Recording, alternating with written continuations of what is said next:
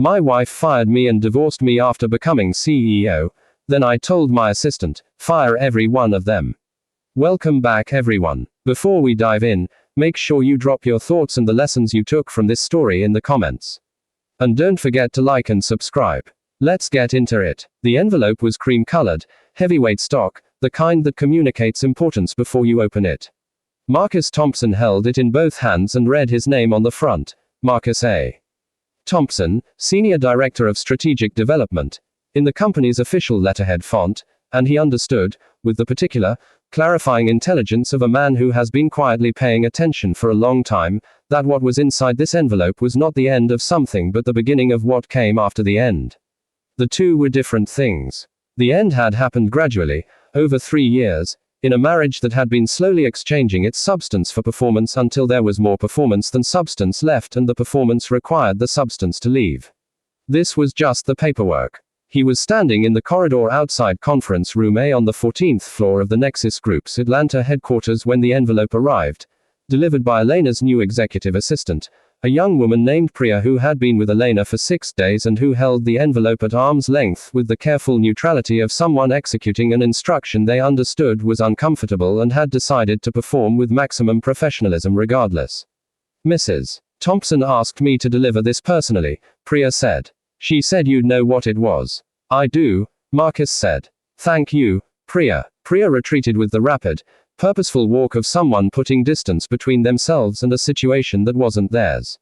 Marcus held the envelope for a moment longer. Through the glass wall of Conference Room A, he could see the all-hands meeting that Elena had called for her first official day as CEO. 60 members of the senior leadership team arranged around the large oval table and in chairs along the perimeter, the company's new direction being outlined on the screen behind Elena's head. Elena stood at the front of the room in the crimson suit she'd bought specifically for this occasion, and she was radiant in the way of someone who has been working toward a single moment for a decade and has finally, completely arrived. She'd been made for rooms like that one. Marcus had known it since the beginning, had believed in it, had worked toward it, had invested his time and his influence and, though she didn't know this, had never known this, because he had chosen patience over disclosure and would now carry the cost of that choice, far more than time and influence. He tucked the envelope into the inside pocket of his jacket, unopened, and pushed through the conference room door. The room processed Marcus's entrance with the particular, collective awareness of 60 people who understood that something significant was happening, who had absorbed enough context from the day's earlier events to know that the man walking in was the CEO's husband and that his arrival, unannounced and mid-presentation, was not something they had been prepared for. Elena saw him immediately. Her presentation paused, just a beat, a professional's fraction of a second, and then resumed with the smooth continuity of someone who had decided in that fraction that this was manageable. And in terms of the leadership restructuring, she said, her voice carrying the room with the authority she'd been practicing her entire career, I want to be clear that these changes, while significant, are grounded in a vision for the kind of company we're building together. She looked at Marcus. He looked back. Marcus. She said his name the way you say a word you've rehearsed, cleanly, with the right inflection, but with the trace of effort that rehearsal leaves. Since you're here, I'd like to address something directly. She turned to the room with the confidence of a woman who had decided that the audience made this easier rather than harder. Part of any meaningful organizational transition involves ensuring that every role is aligned with the strategic direction we're setting. After a thorough review, she paused, precisely long enough. We've determined that the Senior Director of Strategic Development position will be eliminated effective immediately. The room went the kind of quiet that rooms go when they're absorbing something and trying to decide how to calibrate their response. Marcus, your contributions to this company have been, she searched for the word, found one that was both technically true and specifically cutting. Foundational. But I think we both know that the next chapter requires a different kind of foundation. She was looking at him across 60 people with the specific, calibrated expression of a woman who had been building to this moment and had decided it would be public because public made it final in a way that private could not. Marcus held her gaze. He let the moment be what it was. Let it land, let the room feel it, let himself feel it, and then he said, in the same even, unhurried voice he brought to everything that mattered. Thank you for the clarity, Elena. He turned and walked out of the conference room. In the elevator, he opened the envelope. Divorce papers, as he'd known. He folded them back into the envelope, pressed the lobby button, and called Vivian Hayes. He should explain the company. The Nexus Group had started, 11 years ago, as a boutique strategic consulting firm with 3 clients and an idea that Marcus Thompson had sketched on a legal pad during a 14-hour flight back from Singapore, an idea about the specific inefficiency in how mid-market companies managed their intelligence functions, the gap between the data they collected and the decisions they made from it, and how a properly structured advisory model could bridge it. He'd built the first version with 2 colleagues from his graduate program and a seed investment from his own savings, working out of the second bedroom of his apartment for 18 months before the first institutional client signed. By year 3, the firm had 12 employees and a reputation in specific circles that was considerably larger than its public profile, because Marcus Thompson had never believed in marketing what wasn't yet complete, and complete was a bar he kept moving. By year 6, when Elena joined as a VP after what she'd described as an inspired leap from her previous firm, a leap that Marcus had quietly facilitated through a conversation with the Nexus board that she'd never known about, because it was one of dozens of small structural moves he'd made on her behalf over the years of their marriage, the way you adjust the environment around someone you love without drawing attention to the adjustment. The firm had become something considerably more complex than a consulting firm. Marcus had been building, through a holding structure that Vivian Hayes had spent 4 years making elegant in its invisibility, a parent company. Apex Holdings. It owned the Nexus Group outright. It owned 2 other portfolio companies that Marcus had seeded and grown in the years since the original firm's founding. It was, by any reasonable financial assessment, a 9-figure enterprise, and its sole managing partner was Marcus Arthur Thompson, whose name appeared in none of Nexus's public-facing materials and in all of Apex's private ones. Elena didn't know. He had not told her because the early years had been about building something before it was worth announcing, and then because the middle years had become about watching who Elena was becoming as the success accumulated, and by the time he understood clearly enough what he was watching to know he should have told her already, the not telling had its own weight, its own momentum, and every day he didn't tell her made the telling more complicated and more necessary simultaneously. He'd called Vivian in January. It's time, he'd said. For the disclosure, she'd asked. To Elena, for the contingency, he'd said, which was their word for the plan they'd spent 3 years building and hoping never to use, the plan that existed because Vivian Hayes was the kind of attorney who prepared for the worst version of any situation while hoping for the best, and who had looked at Marcus's marriage 3 years ago with the clear-eyed precision of an outside observer and said, just in case, Marcus. Let me prepare just in case. He'd let her prepare. The contingency had been ready since March. He'd been waiting for the envelope. Vivian was in her office when Marcus arrived, which told him she'd been waiting for the call. She had the conference table cleared and the documents organized in the specific way she organized things when they needed to move. Portfolio on the left, supporting materials in the center, her laptop open to the right showing the board composition and shareholder structure of Apex Holdings. She looked at him when he came in and conducted, in 2 seconds, the specific assessment she performed when she needed to know whether a client was operational or needed 15 minutes of human support before the professional conversation could begin. Sit down, she said. Coffee's on the table. Marcus sat. He picked up the coffee. The good kind, from the place down the street that Vivian had been ordering from for their serious meetings for 3 years, and he held it with both hands and let the warmth conduct itself through his palms and said, she did it in front of 60 people.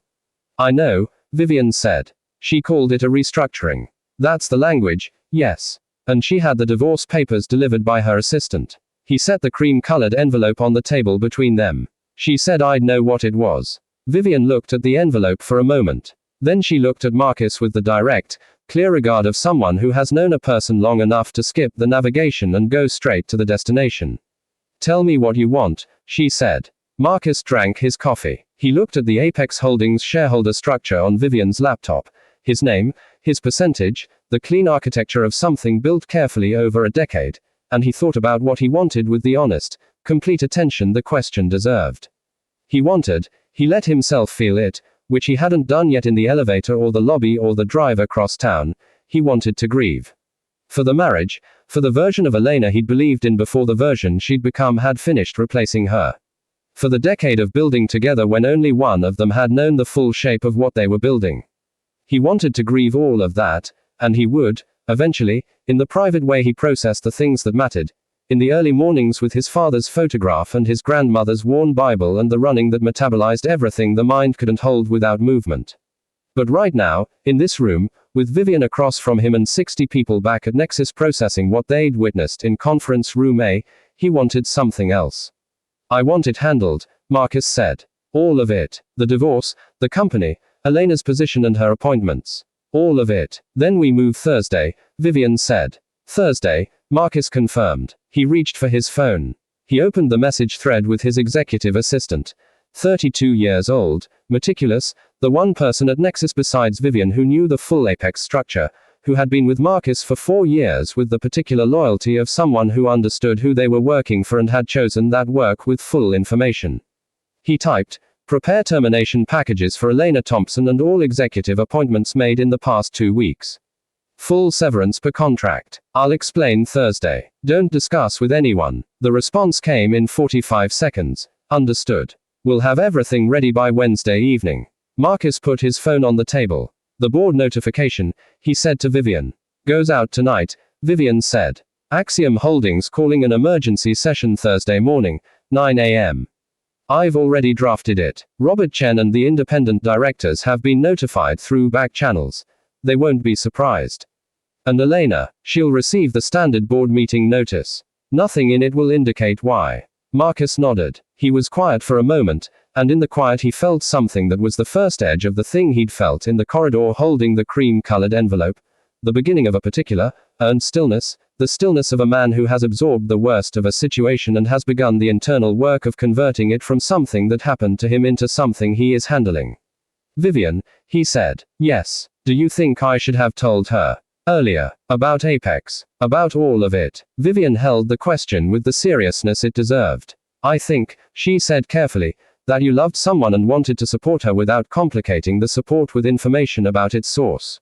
I think that was genuine, and I think it was also, in retrospect, a mistake. Not because the support was wrong, but because it created a version of your marriage that was built on incomplete information, and incomplete information always catches up eventually. She became someone different, Marcus said. She may have always been that person, Vivian said. The success gave her permission to show it. Marcus thought about that. He thought about Elena at the front of conference room A in the crimson suit, radiant in the way of someone who has arrived at the moment they've been working toward, and whether the person who fired her husband in front of 60 people was the person she'd always been or the person the decade had made her. He decided, in the end, that the distinction didn't change anything.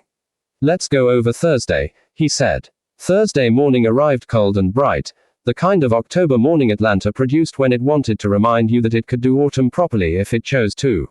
Marcus drove to the Nexus Group's headquarters in the 2015 Accord. The same car, the unflashy one, the choice that had always been about preference rather than limitation, and he parked in the space marked visitor, because he didn't have a company parking space anymore, because his access credentials had been returned to HR on Tuesday afternoon as the termination letter instructed, because he was, as of 72 hours ago, no longer an employee of the Nexus Group. He was, however, the sole managing partner of Apex Holdings. And Apex Holdings owned the Nexus Group. He took the elevator to the 32nd floor, the penthouse level, the boardroom, the space he'd chosen when he'd selected this building for the company's headquarters 7 years ago, standing at the window with a real estate agent who kept mentioning the view, and Marcus kept mentioning the structural specifications, because the view was nice but the bones were what lasted. The boardroom was configured for the session. 12 chairs around the oval table, coffee and water at the credenza, Atlanta spread in its morning light through the windows. 4 independent board members were already seated when Marcus arrived. Robert Chen, the chair, stood when Marcus came through the door and extended his hand with the specific warmth of a man who has known someone through a serious situation and is glad to see them upright. Marcus, Robert said. I'm sorry about how Tuesday went. Thank you, Robert, Marcus said. Let's make sure Wednesday didn't go worse. He sat at the head of the table. At 9:03, Elena walked in. She came through the boardroom door with the brisk, composed authority of a new CEO attending her first full board session, her existing executive team behind her, 3 people she'd appointed in the previous 48 hours, 2 of them imports from her previous company and 1 an internal promotion that had surprised everyone except Elena, who had apparently known exactly what she was going to do before she'd had the formal authority to do it. She saw Marcus. She stopped. Not dramatically, not with visible distress. Elena Thompson was a composed person, had always been, and she had the professional reflexes of someone who had learned to manage her face before her body caught up to what it was feeling. But she stopped, for exactly 1 second, and in that second the composure was just slightly behind the reality, and Marcus saw it. Marcus, she said, with the calibrated neutrality of a CEO addressing an unexpected element. I wasn't aware you'd be in attendance. Board members receive notification through standard channels, Robert Chen said mildly. Marcus received his notification Tuesday evening. Marcus isn't a board member, Elena said. No, Marcus said. I'm not. He looked at her across the boardroom, across the oval table and the October morning light, with the clear, steady attention of a man who has no performance left to manage and is simply present, completely, in the situation as it is. Vivian, would you distribute the materials? Vivian Hayes, who had come through the boardroom door 30 seconds before Elena and taken the chair to Marcus's right with the unhurried assurance of someone who had been in more important rooms than this one and found them all manageable, opened her portfolio and passed the document sets, one to each board member, one to Elena, one to each of Elena's executives, placed with the quiet precision of someone who understands that how a document is handed over communicates as much as what's inside. The room read. Marcus let them read. He watched Elena's face move through the pages. Not quickly, not with the scanning attention of someone looking for the relevant section, but with the slow, comprehensive reading of someone who understands that every page matters and who is experiencing, as she moves through them, the progressive revision of everything she thought she knew about the situation she was in. Page 1. Apex Holdings Corporate Structure. Sole Managing Partner. Marcus Arthur Thompson. Page 2. Apex Holdings Ownership of the Nexus Group. 100% of voting and economic interest. Page 3. Board Resolution Authorizing Executive Restructuring. Effective immediately upon majority vote. Page 4. Executive Changes. Elena Thompson, removed as CEO. Appointments made in the previous 14 days, terminated. Interim leadership structure pending recruitment. Elena looked up from page 4. The composure was present but it had changed quality. Like metal under heat, still holding its shape but beginning to show the stress of the temperature. She looked at Marcus with the specific, searching attention of someone trying to find the moment in the timeline where the map she'd been navigating diverged from the actual territory. You own Apex, she said. I founded Apex, Marcus said. 11 years ago. The same year I founded the Nexus Group. They've been connected since the beginning. You told me, she stopped. You never told me what you actually did. I told you I had investments, Marcus said. I told you I worked in strategic development. Both were accurate. I didn't tell you the full picture because I was waiting for the right time, and then I kept waiting, and then I understood that the right time had passed and the information had become something that would change things between us in ways I wasn't ready for it to change. She looked at the document in her hands, then at him, then at the board members who were conducting themselves with the professional dignity of people who understand they're witnessing something that is simultaneously a business matter and a deeply personal one. You let me become CEO of a company you own. You earned the CEO role, Marcus said, and this was the part he'd rehearsed most, because it was the most important part. Your work here, your results, your leadership in the operations division, those were real. The board selected you on merit. What I didn't correct was their assumption that you and I were on the same side of the ownership table. He paused. I was going to tell you. I had a plan for how to tell you, for years. And then Tuesday happened. Tuesday, she said. You fired me, Marcus said. In front of 60 people. You had your assistant deliver divorce papers while I was in the corridor reading my termination letter. You called it a restructuring and thanked me for my foundational contributions. He held her gaze with the calm, unhurried attention of a man who has had 3 days to find the right words and has found them. So I restructured. Elena's hands were flat on the table now, on either side of the document, and Marcus could see the stillness she was maintaining and what it was costing her. Behind her, her 3 executives were in various states of processing the revelation. 2 of them had the specific expression of people calculating whether there was a version of the next 5 minutes that was better for them than the current trajectory suggested, and 1 of them was simply looking at the table. The vote, Robert Chen said gently, addressing the board members. Shall we proceed? The vote took 4 minutes. The outcome was arithmetic. When Robert announced the result, Elena didn't respond immediately. She looked at the window, at Atlanta in its morning, at the city going about its business with the magnificent indifference of a place too large to be altered by the outcomes of the rooms within it. Then she looked at Marcus. What do you want from me? She asked. An apology. An acknowledgement. Tell me what you want from this and I'll give you whatever.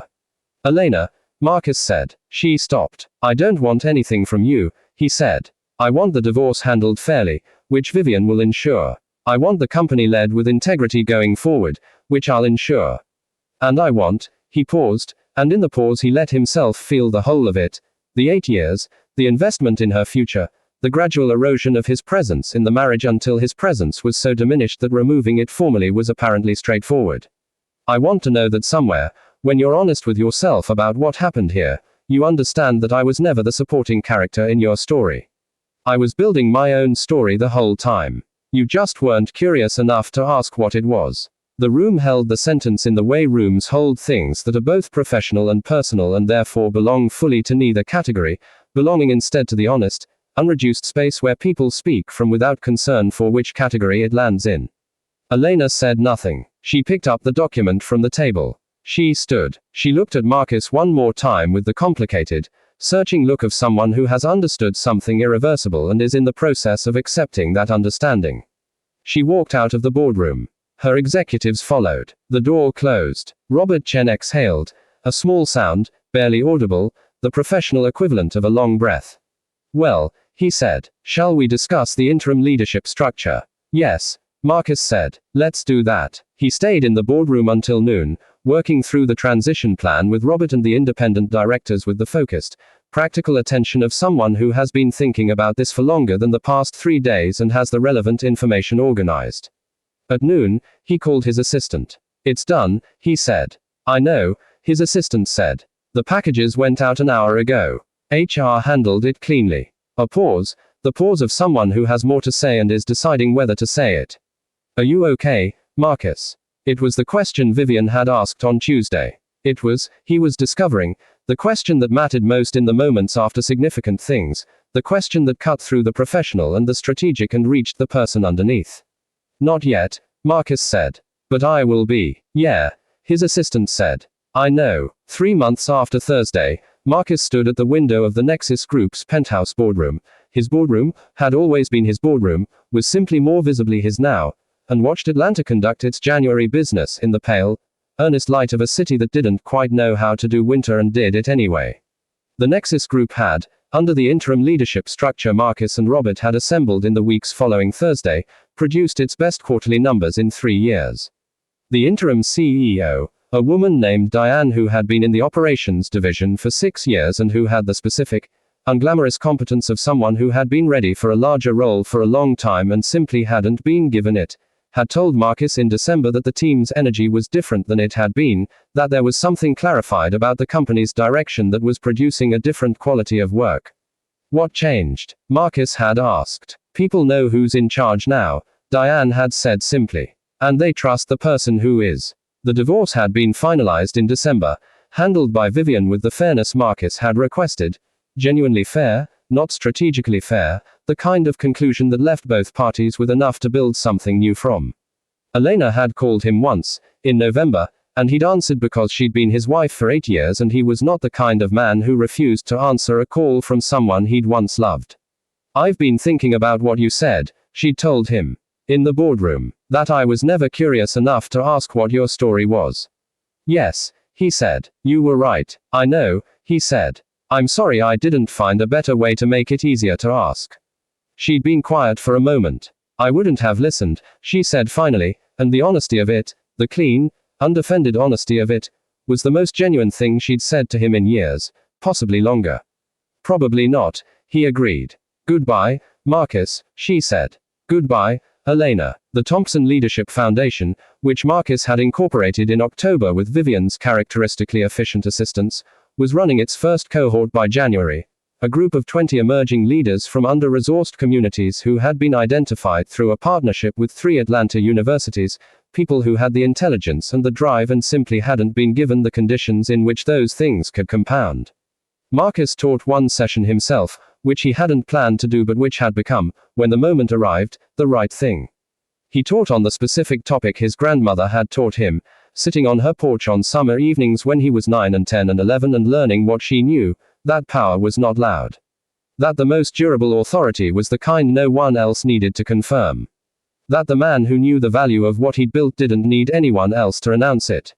He told the 20 people in the room, someone will try to tell you who you are before you tell them. Let them try. Keep building. The truth of what you've built will introduce itself in time, on terms that are yours, in a room of your choosing. He told them, I know this because it happened to me. In a boardroom, on a Thursday morning, in front of people who thought I was the least powerful person in the room.